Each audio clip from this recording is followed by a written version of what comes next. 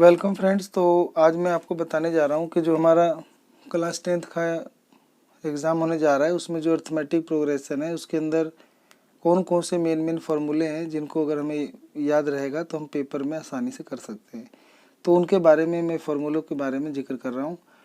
तो लिखा है कि arithmetic progression and it's relative term या रिलेटेड टर्म्स। तो समांतर श्रेणी और उससे संबंधित मदें। तो पहला जानेंगे सीक्वेंस क्या होता है। It is a list of things, कहता है ये चीज़ों की लिस्ट होती है या यूजुअली नंबर की लिस्ट होती है दैट आर इन ऑर्डर, जो कि एक ऑर्डर में दी होती है। तो ऑर्डर में जब कोई पैटर्न दिया हो, कोई थिंग्स दी हो, उनकी लिस्ट दी हो, नंबरों की लिस्ट दी हो, वो भी ऑर्डर में दिया हो परफेक्ट, तो उन्हीं को सीक्वेंस कहते हैं। ये दो तरह का हो सकता है। एक होता है इनडेफिनिट, यानी जो कभी ख़त्म नहीं होगा, सीक्वेंस चलता जाएगा। जैसे मैं गिनती लिख दूँ 1 2 3, अभी चलता ही जाएगा, तो ये इन्फिनिटिव है।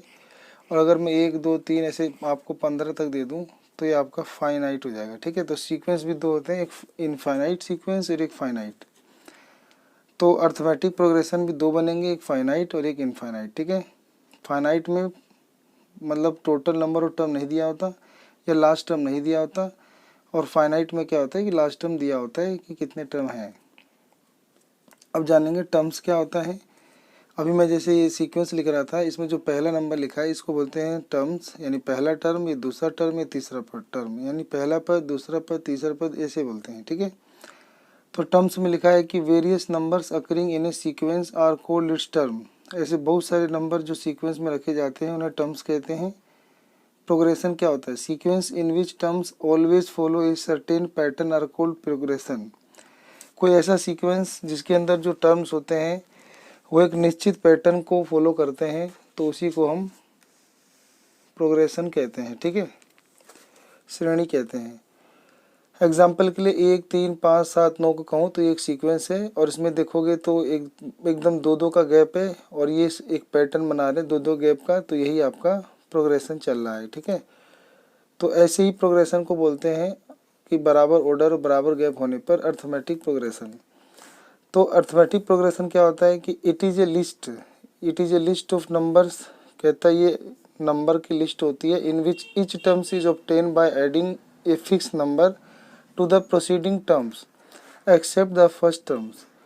यानी पहले टर्म के अलावा जो अगले टर्म आते हैं उसके अंदर ना कोई फिक्स नंबर जोड़ कर या घटा कर जो एक पैटर्न बनाया जाता है, उसी पैटर्न को अर्थमेटिक प्रोग्रेशन कहते हैं। जैसे 4 का, तो शुरू में मैंने 4 कह दिया, ए भी ऐसे बनेगा। शुरू में मैंने 4 दे दिया, फिर 4 में मैंने अब 3 3 जोड़ता जा रहा हूँ तो 7, फिर 3 जोड़ा गया 10, फिर 3 जोड़ा गया 13। तो ऐसे लगातार फिक्स नंबर जोड़ जोड़ के अगले टर्म में जोड़ के बढ़ाए जा रहे हैं, इसी को बोलते हैं अर्थमेटिक प्रोग्रेशन। अर्थमेटिक प्रोग्रेशन का जो जनरल फॉर्म होता है वो होता है आपका पहला टर्म के लिए A1, दूसरे के लिए A2, तीसरे के लिए A3। और वही इसको फर्स्ट टर्म को A से भी लिखा जाता है, सेकेंड टर्म को A+D से, ऐसी A3 को A+2D से, ऐसे करके लिखा जाता है। ऐसे का इस ये कारण होता है कि एन का फॉर्मूला होता है A+n-1 इंटू डी। तो एन का फॉर्मूला होता है A+n-1 इंटू डी। अब ये ए क्या होता है, ए होता है फर्स्ट टर्म, जैसे यहाँ पे मैंने 4 लिखा था, ये फर्स्ट टर्म है, और n-1d।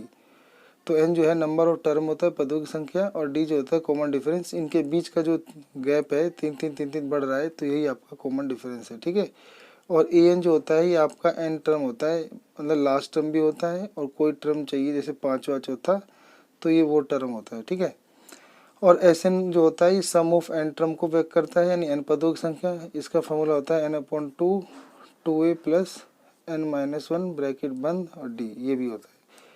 इसका एक और फार्मूला होता है, वो होता है n/2 a + an, ये भी फार्मूला होता है। ठीक है, और कई बार an निकालने के लिए आपको Sn घटा Sn-1 का भी फार्मूला यूज़ करना पड़ता है। ठीक है, तो इतने फार्मूले इस चैप्टर में हैं जो आपको यूज़ करने होते हैं।